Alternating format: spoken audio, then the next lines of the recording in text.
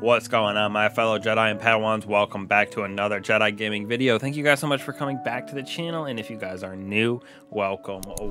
Today you can see we are talking about the all-new Manticore Void Exotic SMG that comes inside of the season of the Seraph Season Pass. Now, if you purchase the Season Pass, you can get this bad boy right away at level 1 without doing anything, and the free route goes into level 35 for the season is where you can claim that SMG. Now, this bad boy, in my opinion, slaps in the PvP realm and PvE in its own respects. Definitely has that feel of a recluse or something along those lines. So it has that nice crispy feel to it, sitting at that 900 RPM with a 40 in the magazine. This thing is gnarly. So to earn the catalyst for this, once you claim it from the past, all you got to do is head on over to Banshee, and he will give you a little quest for unlocking the catalyst. It's just doing certain things inside of the game to earn it, and then you just have to get defeats with the weapon to level it up and actually get the catalyst to get that extra effectiveness for the full 100% Manticore to be completed.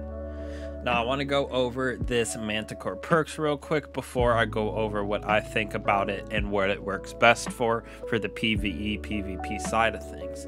So we got our Arrowhead Break and Ricochet, which this really helps inside of that Crucible range, just because I do believe its most effective range is at that short to mid range.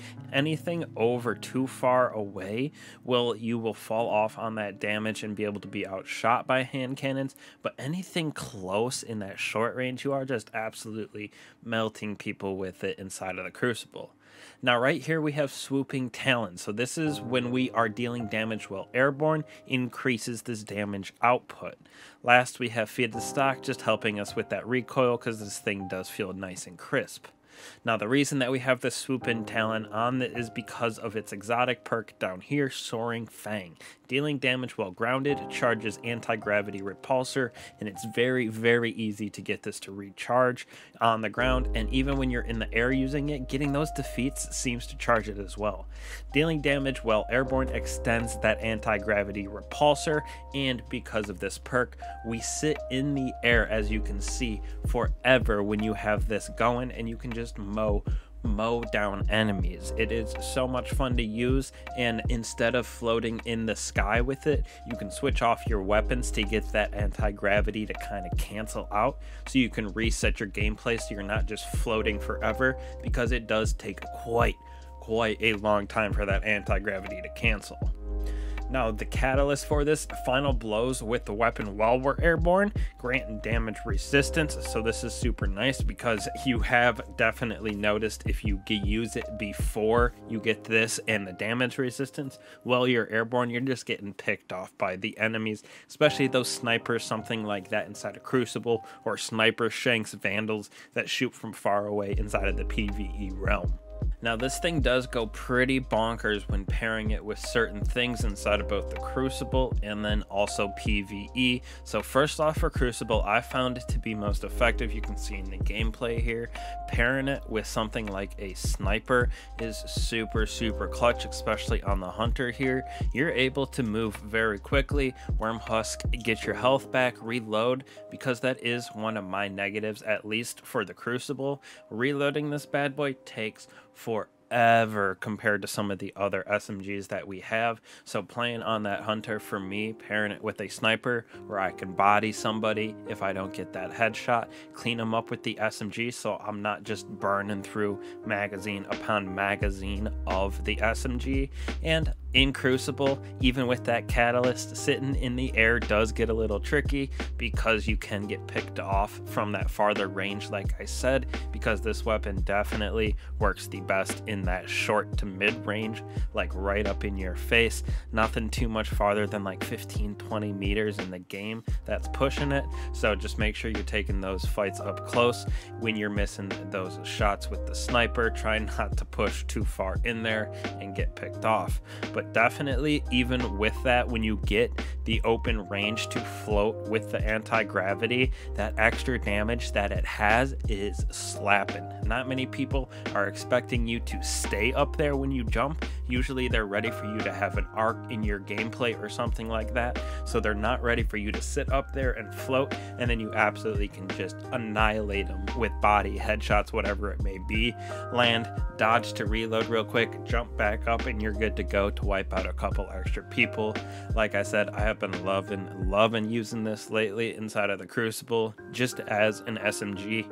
Pairing it with my Defiance of the Yasmin from King's Fall Raid has been a go-to loadout for me so far this season. Now on the flip side of thing, for the PvE realm, this thing has some crazy potential with Void 3.0 synergy, especially on our Hunter here. You'll see in a second why.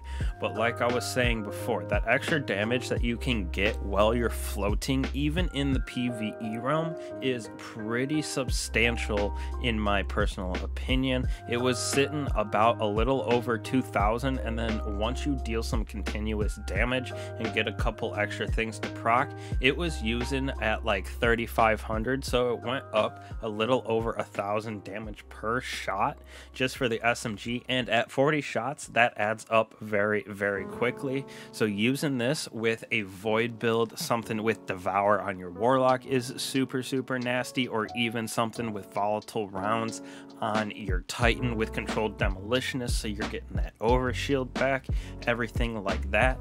But on the Hunter, you're able to pair it with that reprised Gyrfalcon's Hubric chest piece, and every time you become uninvisible you get Volatile Rounds. So this thing is absolutely eating through ads inside of a lost sector.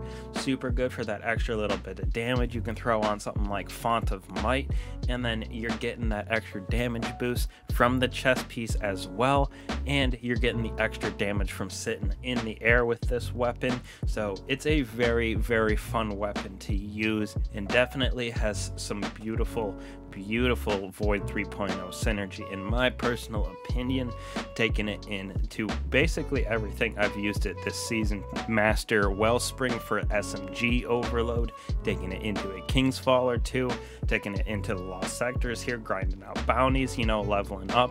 So very fun when you pair it with something Volatile Rounds, like I said, pairing it with that Void 3.0 synergy. Interesting, like I said, but be prepared. Even with that catalyst, sitting up in the air can get a little tricky, so just watch out for that and have fun with this SMG. Definitely one of the more interesting perks that they've had on weapons lately, and have been loving using it just for the difference in most things that we have in the game. So hopefully y'all can get that level 35 in the free season pass, gain this weapon, and have some fun with this banging SMG in the exotic slot. Thank you guys for watching, truly appreciate it. I'll catch y'all in the next one. Peace.